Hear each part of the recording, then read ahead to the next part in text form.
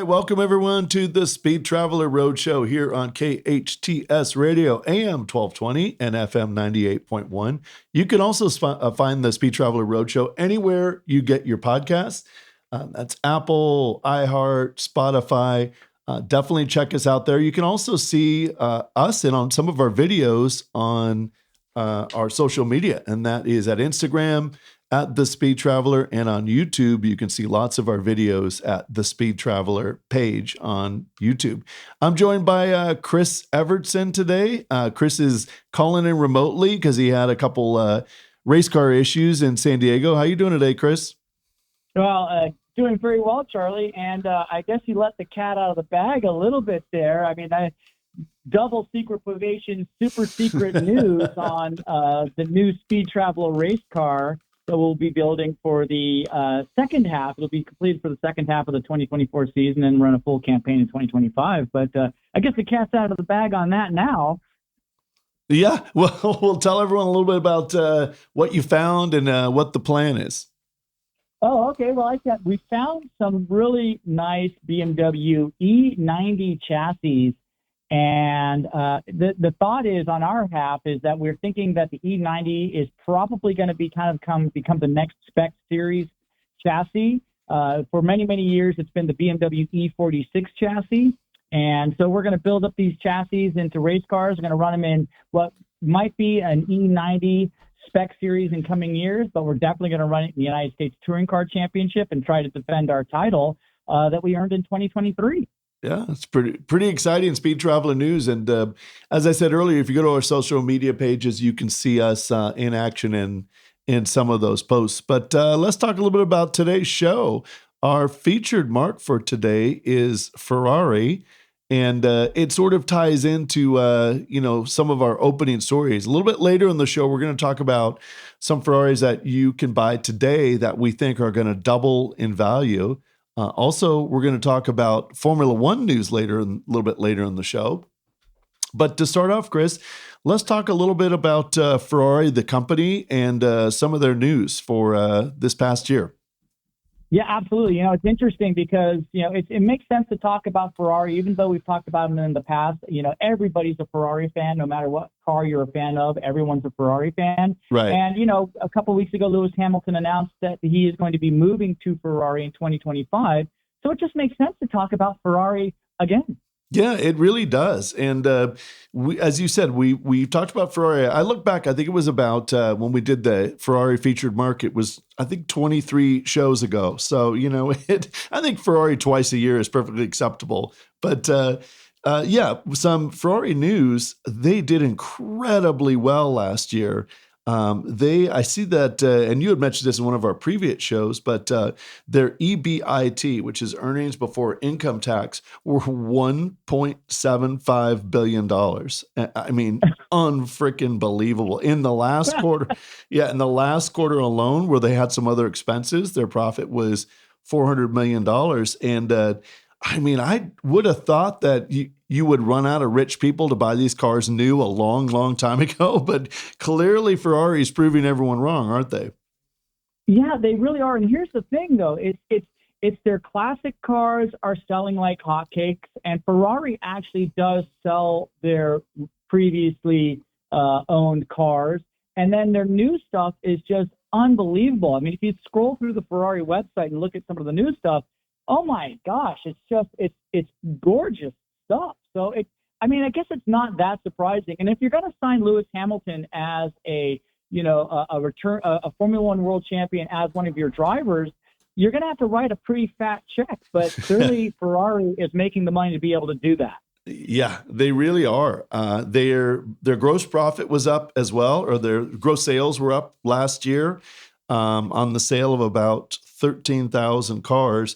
It's pretty crazy because if you remember, it wasn't that long ago that Ferrari was such a niche brand. They built maybe 1,500 cars a year on the high side. Really there were years where they sold in the 70s and 80s where they sold $1,000, $1,200 or 1,200 cars. But Really To unbelievable. put that in comparison, Toyota sold over 11 million cars. Yeah, exactly. So I've got the exact unit number of vehicles produced. It was 13,663 in 2023, and they are expecting to sell. They are expecting to sell another thousand or so cars on average next year.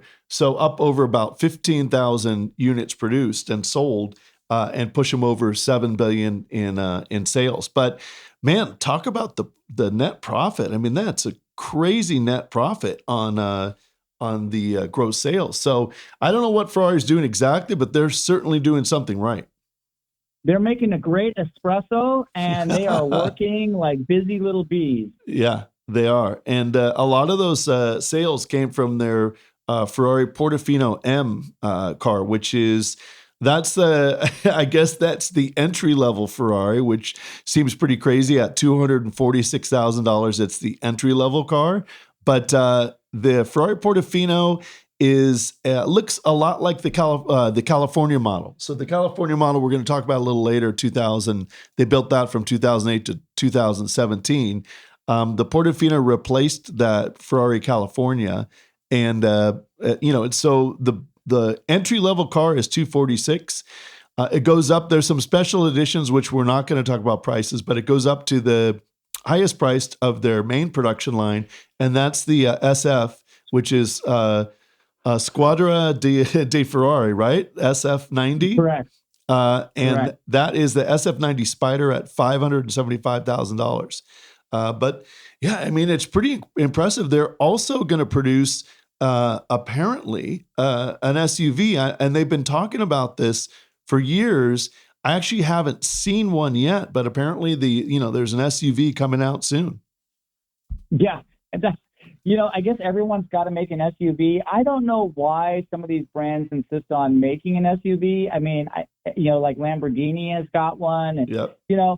I guess if the market is there and people are willing to buy it, you buy it. But I don't know. I think on the SUV aspect of it, I think Enzo Ferrari himself might not approve of that idea. Enzo will be rolling over in his grave, but just getting specifics on their SUV. It's called the Puro Sangue. So Say that 3 times in my fast. best Italian accent, it's starting at 393,000. It's a low slung SUV, so we'll put a picture up on it if you're watching on YouTube. It's kind of it's a cool looking car. So I mean, at least Ferrari did the SUV world justice. It's got 715 horsepower. It's got the 8-speed automatic transmission, which all the cars have now. Including, and it comes in paddle shifts, but it's not terrible, and I have a feeling it's probably going to sell quite well, And so Enzo, despite the fact that he would be horrified by the production of an SUV, I think it's probably going to sell quite well, and Ferrari's going to become even more profitable. Oh yeah, I would agree with you on that point, Charlie. I mean, I mean, they're not going to do it if they're not going to make money on it. I mean, they make these cars so they can go racing. They basically only make race cars for the most part until this, up and coming SUV, and I'm just looking at the Ferrari lineup, the current Ferrari lineup, I have to say, having scrolled through the entire Ferrari website, which is pretty amazing to do, I still think the prettiest Ferrari is the LaFerrari. Oh yeah, I agree. It's just a beautiful car, and it just looks like an absolute demon. Yeah, no, it really does, and it's funny you bring that up because the history on the Ferrari brand, Enzo Ferrari, they would present a design to him, and that was his test. He said if it looks mean, then he liked it, and if it didn't look mean, then he would have them go back and revise the designs. But just such a cool storied brand. I mean, and as you touched upon, Ferrari built street cars so he would have money to race cars, and he really like the street car division was I won't say an afterthought, but it was strictly to fund the racing campaign. And Exactly. yeah, so there's not. The only other company that's sort of like that is Lotus. And Colin Chapman was building cars. He was building street cars to basically afford his race car habit. To fund his racing habit. Yeah, Yeah.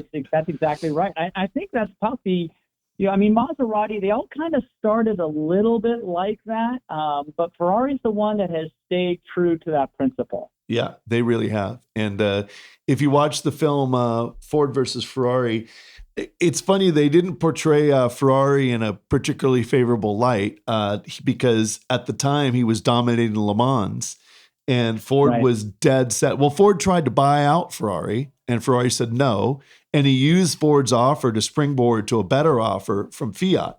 But he had been dominating Le Mans, and it took Ford quite a few years, as I recall, about four years before they were 4 years, I think it was. yeah, before they could take down Ferrari. But yeah, they didn't portray Ferrari in a particularly nice light. And, he was just a Well, very, everyone wants to take down the giant. I mean, Yeah. I think the same thing's happening right now in Formula One with Red Bull being as dominant as they are, and everyone kind of wants to take them down a notch. And hopefully, I mean, honestly, I'm kind of jumping a little bit into Formula One news, but I mean, Ferrari seems to have built a car that seems a lot better this year, more capable of challenging, and maybe they are the ones who topple the giant this time instead of being the giant that is toppled.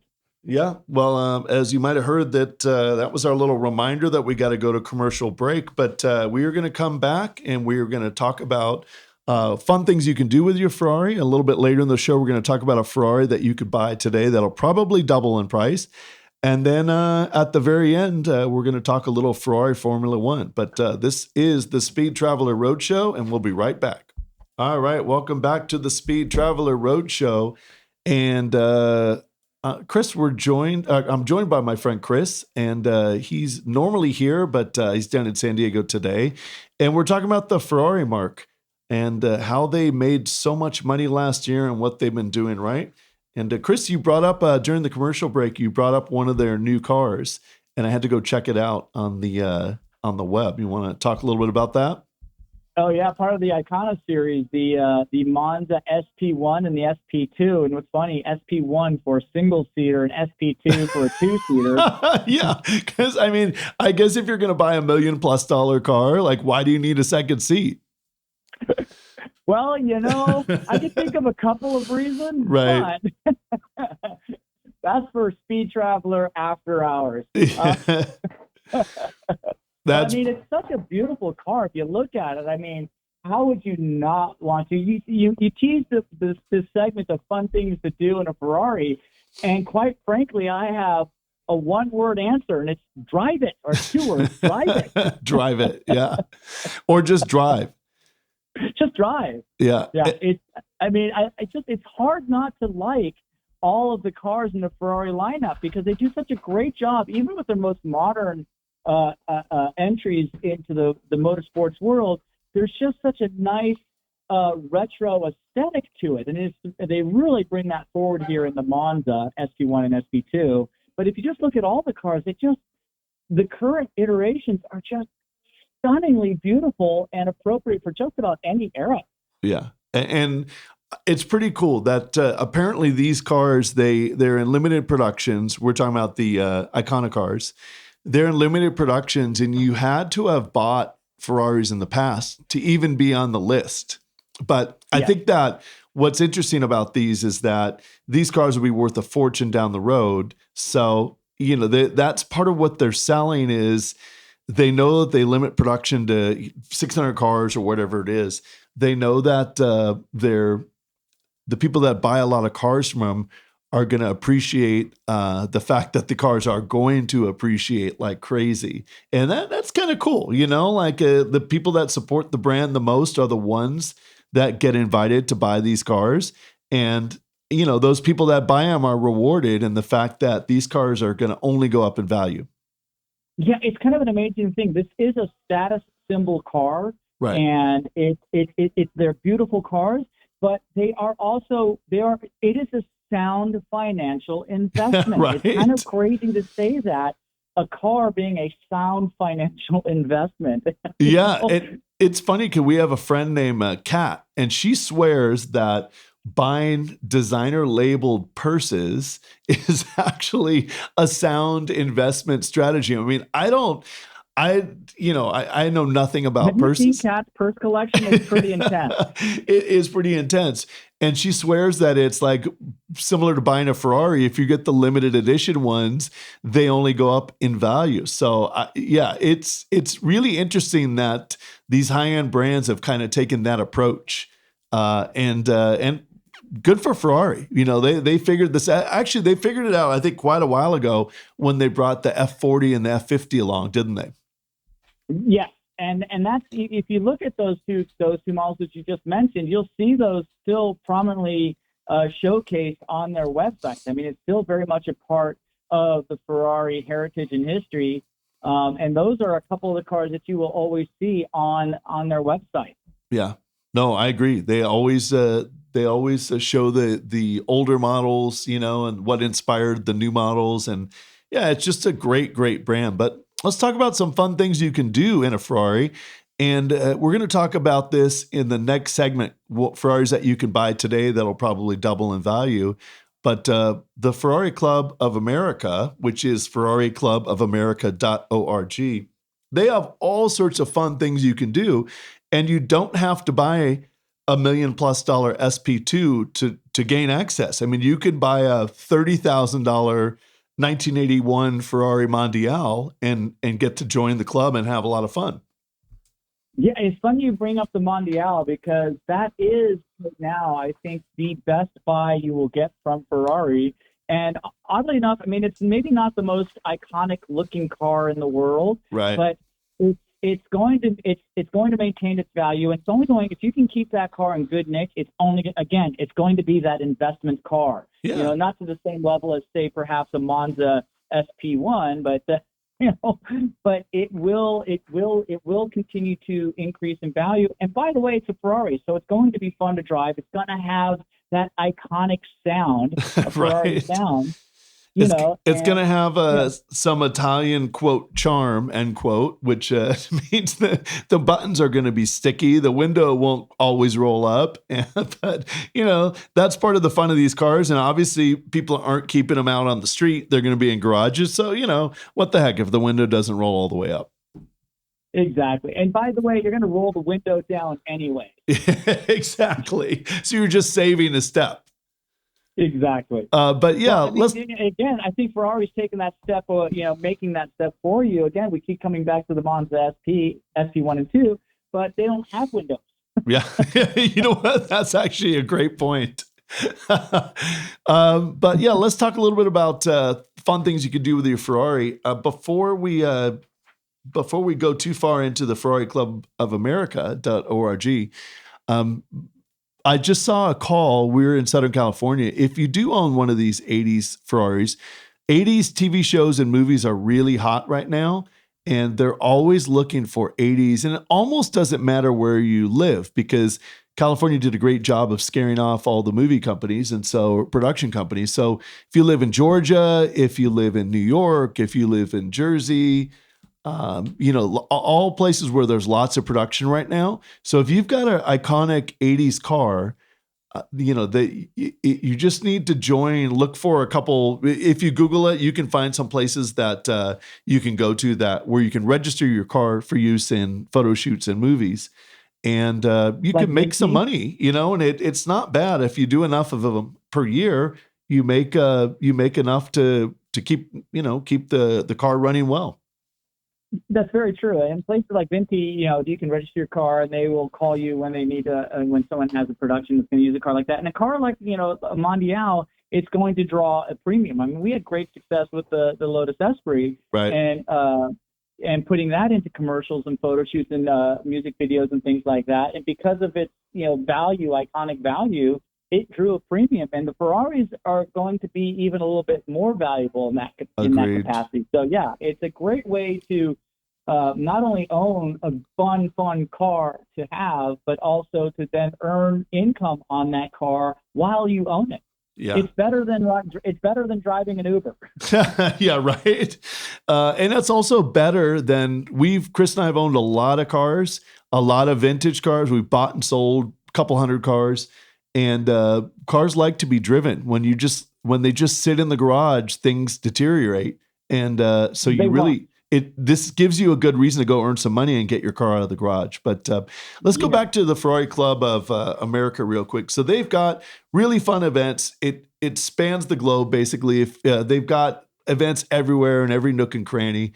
Inside the United States, they have some really fun road rally events where you go and drive around, and you've got clues, and you've got to go be at a certain spot at 1 p.m. exactly. And if you get there early, you get penalized. If you get there late, those are really fun. They also, for those people who really don't want to be driving their Ferraris too hard on the street, they also have lots of Concours d'Elegance events.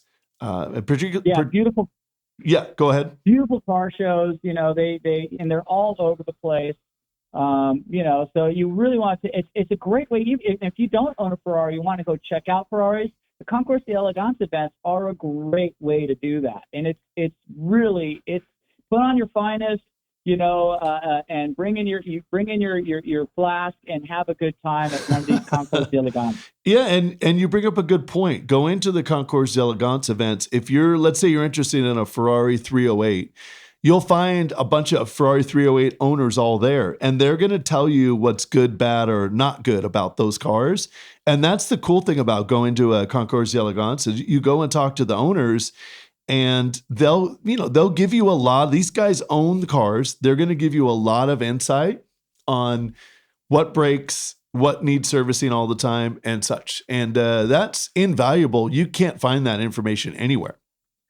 Right, and that is absolutely key data to be able to acquire. And and then the third thing is Charlie, is Ferrari does a lot of track day events. I mean, our buddy TJ has done this on a regular basis, and they'll bring out their semi trucks full of cars, current cars, not so late model cars, right? And they're track ready cars. You can do a full on Formula One type of experience, but you're the driver. Yeah. Of some beautiful Ferrari cars. Yeah, track days are super cool. Yeah, they're super cool, and they go to iconic locations. I know they've got one at COTA. They have one out here at the Thermal Club in Southern California. They go to Watkins Glen. I mean, they go to some of the best tracks in the country, and it's not cheap. So you definitely going to pay. But then again, you're driving a Ferrari on a racetrack without a speed limit. So I mean, that's priceless. Absolutely. Well, it's not priceless if you hit a wall. If you stuff it into something, it's not priceless. But yeah, that's some of the things you can do with your Ferrari. As we said, you can join the club for as little as probably $30,000 with a Ferrari Mondial.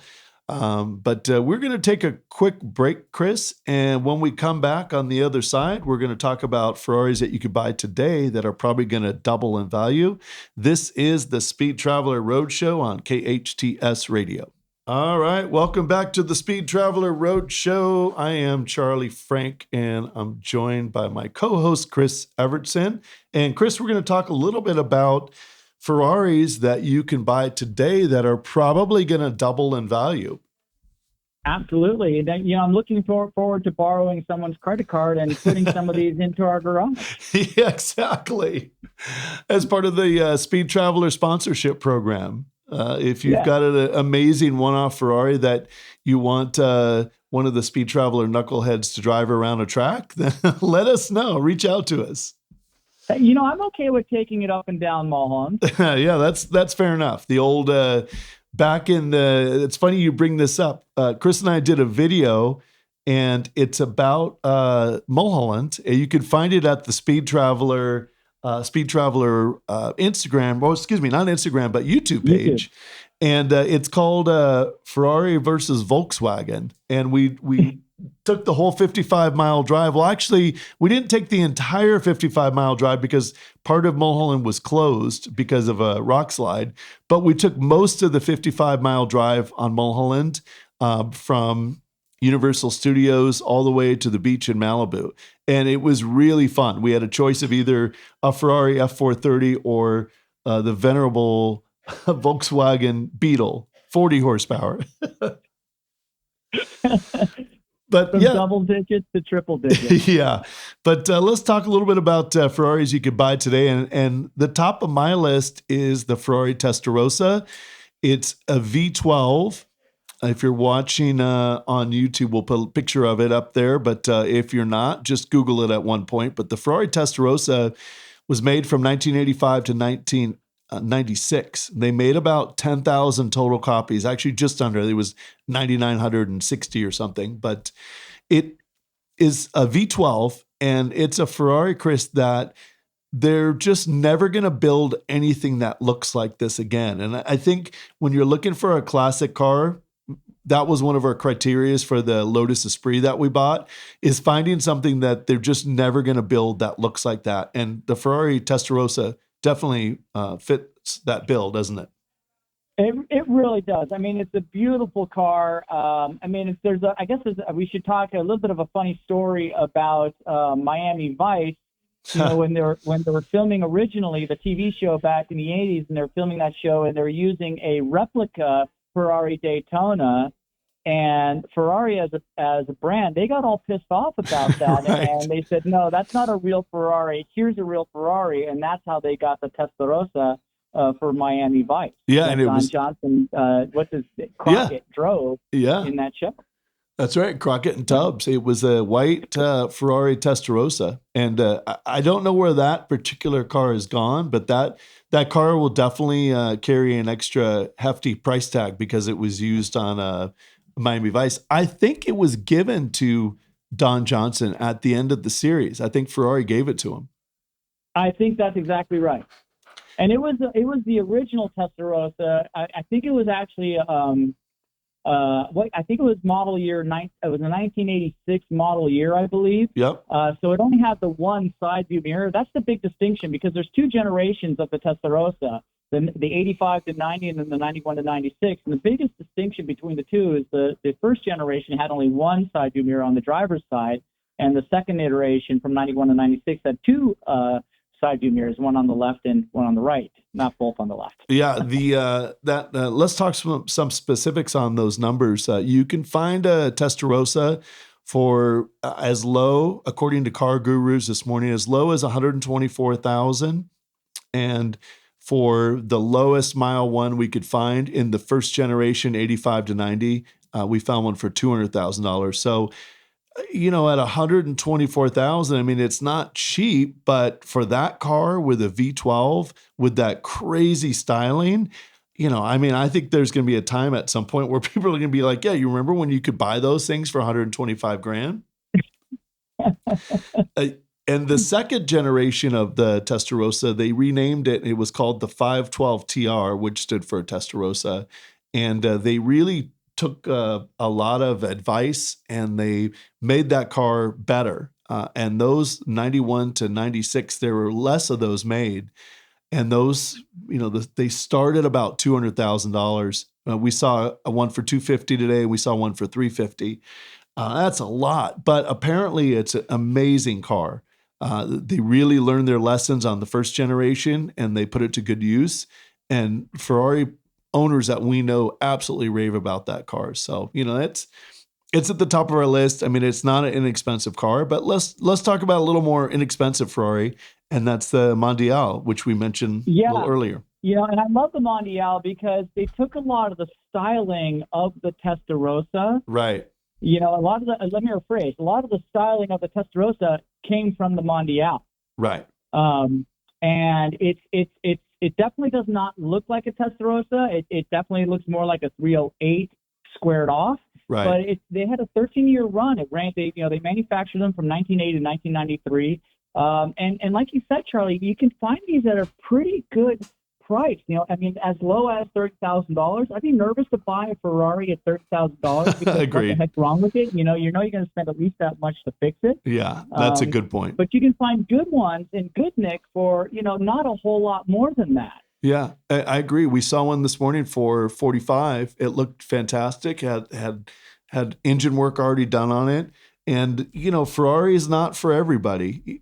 I think we better put some asterisks here, and we're not recommending you go out and buy the cheapest Ferrari you can find, or even a medium priced Ferrari, because when they break, they are very costly to fix. And if you're a handy type person, you could probably work on them yourselves and save yourself a fortune. But when Ferraris go wrong, it's never an inexpensive bill. So, we're talking about these cars. I mean, yeah, you can buy it for the cost of a Hyundai, but it is probably going to break on you at some point, and it's going to cost a lot to fix it. It's $25,000 bills are not unheard of in the Ferrari world. But Yeah. But with that said, if you buy one for 30 and you spend 25, you're in 55. You're in a really exclusive club. And also, Yeah, but spending 20 grand on fixing a Ferrari or 25 grand on fixing a Ferrari, that is a challenge in itself, because I mean, you have to go to a Ferrari certified mechanic. You can't just go to Joe Blow and expect him to work on it. True. You have to go to a Maranello certified Ferrari mechanic to be able to get the Ferrari parts. And here's the thing: Ferrari has the parts for that Mondial, for that Testarossa. They have the parts, but if you want to get those parts, you're going to pay a premium, and you got to go through what would be considered the proper channels, and that can be very challenging. So if you find one that someone's already done that work and they have the paperwork to show that they've done the work, I definitely recommend looking at a Mondial, in this case, the Mondial, one that's already been pretty much taken care of in the service sense. I mean, tires is a different story, but all that internal stuff, you really want to have that done. I agree. And the nice thing about the Mondial is you're looking at an 8-cylinder and not the 12-cylinder. So, in theory, it's going to be a little bit less to work on the engine. But let's talk a little bit about the Ferrari California. So the California was replaced by the Portofino. The Portofino is the least expensive Ferrari now at $246,000, but yeah, but Ferrari California it's a good looking car. It's front engine, and it's 2 seats. It looks a little bit, like the older Corvette, kind of like that Grand Touring style. And you could find those. They made it from 2008 to 2017. You can find earlier ones for about 85 grand. And although they only come in a paddle shift, Chris, they're not. I mean, they're great looking cars. It's a fun car. It's not my favorite looking Ferrari, I will admit that, but it is a super clean car, especially if you can find it in the coupe, not the Spider. I prefer the coupe much more personally. It's a beautiful car, and Lord knows I'm not going to say no to a Ferrari California. I mean, you can find them. I think realistically, the number you're going to find them at is about 100,000, 105,000, 110,000. That's going to be the real number for a decent one. Yep, for a decent one. And again, you mentioned the V8 engine in the Mondial, and this has basically that same engine. I mean, Ferrari's been making this V8 engine. It just gets bigger and bigger. The displacement's bigger and bigger. It gets bigger and bigger, but but they've been making it since the 70s. This is an engine that they've been, Niki Lauda basically won a lot of races with that V8 engine. They went to a V12 eventually as well, but in the Formula One ranks. But that V8 engine's been around a long, long time, and they've been kind of making it the same way ever since, and they've really perfected it. I mean, they've really dialed it in. So it's a great motor. Yeah. So there you have it. There are some of our picks. I think the Ferrari California, I don't think either of us are saying that that's going to double in value. The Ferrari Mondial, if you buy it right and you bought one that's already had engine work, that for sure could double in value. And then the Ferrari Testarossa, if you find a decent one for $125,000, I have no doubt in my mind that car is going to double in value. You just hope that you don't have a major engine issue along the way. But yeah, so that wraps up that segment, Chris. We are going to come back and talk Formula One, and we should have a lot of fun. They just the latest Netflix series, F1 Drive to Survive, came out. We watched it the other night. It was pretty entertaining. But this is the Speed Traveler Roadshow on KHTS Radio. We're going to take a break and be right back All right, welcome back to the Speed Traveler Roadshow here on KHTS Radio in Newhall, California. You can also find us anywhere you get your podcast downloads, also on our YouTube page, which is the Speed Traveler, and Instagram. Of course, if you've got a comment, question on anything we talked about today, or really anything car related, feel free to hit us up on Instagram at the Speed Traveler. And Chris, we have some exciting news since we're talking about Formula One. The Speed Traveler is launching a new Formula One only podcast. Yeah, it's going to be kind of exciting. We actually did our first shoot of the Speed Traveler Formula One deep dive, as we like to call it.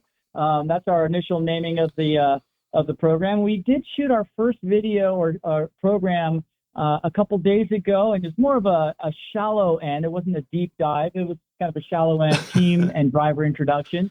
But it's going to be really fun because we're going to preview. Every episode is going to preview the coming coming race. And that's going to be for the first race coming up just this weekend, Charlie. The first race of the Formula One season starts this weekend. And the deep dive is going to showcase what's gone on in practice, in the practice session, and showcase a bit about what the first F1 race is going to be all about, what's going to be happening. And then every subsequent show is going to be a review of the previous race and a preview of the upcoming race. So it'll be a little bit of something for everyone in the Formula One world. It should be a lot of fun. Yeah. And if you're interested what our picks are for this weekend's race in Bahrain, you can go to wherever you get your podcasts, or you can go to our YouTube page and you can see that actual broadcast. I think it should be up a couple days before the race, and you can hear exactly what our thoughts are and who we think is going to win. But let's get back to... what's going to be really fun about that, though, Charlie, because a lot of those episodes are going to be filmed on location, some really cool locations, around Southern California and elsewhere. And that's what's going to be really fun. We're going to be able to have a bit of a live audience for some of those broadcasts. It's not going to just be a studio show. It's going to be, we're going to do remote programs at some great locations. I mean, we were talking to the folks over at Peterson Automotive Museum about doing a couple shows there and some other really cool locations. Yeah, no, it should be really fun. But let's get on to some Formula One news right now. As you mentioned, the first race of the season is coming up this weekend in Bahrain, and they had a test last week, and it sounded like it went pretty darn well for Ferrari. Yeah, I mean, they did go 1-2 as far as fast laps are concerned in that test, which, and all the pundits are suggesting that, Ferrari showed up and they might have something for the Red Bulls this year, which would be great because it'd be so much fun to see more of a race at the front of the race. I mean, the mid-pack racing last year was absolutely incredible, absolutely incredible. But the Red Bulls kind of walked away with it. Other than the one win that Carlos Sainz got for Ferrari in the 2023 season. Hopefully Charles Leclerc and Carlos Sainz can better that this year. Yeah, and it's interesting because the teams do sandbag. I believe Red Bull, the all-conquering Red Bull from last year, which won every race except for the one you just mentioned with Carlos Sainz. But the all-conquering Red Bull, I believe they were 5th and 6th in practice times, but you have to think they're doing a little sandbagging there, don't you? Oh, there's no question in my mind that they held something back. I mean, they've notoriously done that every season at the pre-testing, but still the fact that the Ferraris look really, really good. I mean, if you watch some of the footage that's available on YouTube and like Sky Sports, we have the Sky Sports app. If you watch some of the footage, you can really see that the Ferrari looked like it had something, which is really cool. And so I'm excited to see what Ferrari can do. And unfortunately, it looks like the Mercedes of George Russell and Lewis Hamilton are actually going a little bit backwards. Yeah, I mean, imagine that. And, along those lines, 7-time Formula One world champion Lewis Hamilton shocked the F1 world by announcing that he's going to Ferrari in 2025. Crazy stuff. But, like Sebastian Vettel said many, many years ago, not that many years ago, if you drive a Mercedes, you're a Ferrari fan. If you drive a Hyundai, you're a Ferrari fan. Right. Everybody in the motorsports world is in their heart, in some place, a Ferrari fan. Yeah. So it's kind of every little kid's dream to be a Ferrari driver. Yeah, no, that's true. And Hamilton, it was rumored he was going to retire at the end of this year, but good for him. He's going to hang in there for a few more years, and why not? Fernando Alonso, who's racing for the Aston Martin team, is showing that you can be really competitive at age 42. Hamilton, I think, is only 37 or 8, so he's got plenty of years if he wants. Plenty of years to go, and hopefully Ferrari can provide him and Charles Leclerc a car that is very, very competitive under the new guidelines, because there'll be some new technical guidelines for the season. So I think that might create a little parity amongst all the teams, and maybe even making it a little bit more difficult for Red Bull to be as dominant. And you mentioned Fernando Alonso in the Aston Martin, and he and Lance Stroll did a really nice job at the preseason testing. I don't know if they've made huge gains. It's hard to scale or see how well they did. But I got to tell you, I mean, Fernando showed such speed in the season opener last year. And quite frankly, I think Lance Stroll had the drive of the race last year in the first race, because he showed up with 2 broken wrists. Yeah, and you're sort of touching on what I was going to bring up next, and that is the Netflix, the smash hit Netflix show F1 Drive to Survive. That show just released their new season. I love how they do that. They open up the new season of shows right before the Formula One first race of the year. And that first episode, it was all about Aston Martin and the Stroll family and how successful they've been. Yeah, and what they want to do with Formula One. I mean, Lawrence Stroll is not there to, just drive cars. He's there to win a championship. I mean, that's one of the reasons they brought Fernando Alonso to the team. And I'm going to say that Aston Martin is going to win a championship here in the next few years. Yeah, that's a bold prediction. It is. It really, and if you, like I said, if you haven't seen F1 Drive to Survive, the new season just dropped, and people are so into it. And just by watching that show, I learned more about Lawrence Stroll, who's the owner of the team. Such a sharp business guy. He's a French Canadian billionaire. He got into F1. His son was a driver, is a driver right now, but he hung out with his son as they went through go-karts and then some of the junior formulas. And the father, Lawrence Stroll, saw an opportunity to get involved in Formula One. He saw the amount of money that was involved, and he bought the old Force India team for, I believe, $140 million.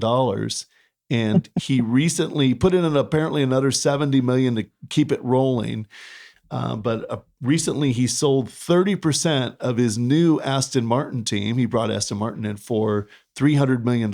So he got all his money back, and he owns 70% of the team still. Still has the majority ownership. Yeah, obviously a sharp man. And you're right, Charlie. I mean, if anyone is a huge racing fan and they have friends or family that are not into Formula One, have them check out the Netflix Drive to Survive program, because it really is an amazing showcase of the drama and the stories around the teams, around the drivers, around the mechanics, about the tracks, all that stuff that is kind of really, really interesting. And then it also, on top of that, does showcase all the great racing action you see out on track. So yeah, it's just a phenomenal show. Yeah, and since we're talking about other shows, make sure you check out the Speed Traveler's new Speed Traveler F1 Deep Dive, or Formula One Deep Dive. And we were inspired. We were in Las Vegas for the Las Vegas Grand Prix, and we were shocked that people were coming up to us and asking all about Formula One. Yeah, that was kind of cool, I mean, because we haven't done a lot of focus. We've only focused the last bit or a segment of our show on Formula One, but that seems to have touched a nerve with a lot of fans. And you're right, Charlie. I was really impressed and surprised, pleasantly surprised, People people knew who we were. Yeah, right. Well, I mean, if you think about it, most of the, if not all of the Formula One content comes from the UK. And sometimes you can't help but think, but the British commentators have a little bit of a little bit of a rooting section for the British drivers. Right. And that's to be expected. Yeah. It's like, I would love to see Sargent do well. Yeah. You You're talking as about an American, I'd love to see the American driver do well. Yeah. But it's going to be fun. We're going to I think we're just, like you mentioned, Charlie, we're going to just offer a slightly different perspective in the Formula One deep dive than the viewpoints you get from the British commentators and Danica Patrick. All right. And with that said, Chris, that wraps up another episode of the Speed Traveler Roadshow. You can find us anywhere you get your podcasts, or you can listen locally at KHTS Radio in Newhall, California. I'm Charlie Frank, along with Chris Evertsen. Thanks for joining us. We'll be back next week.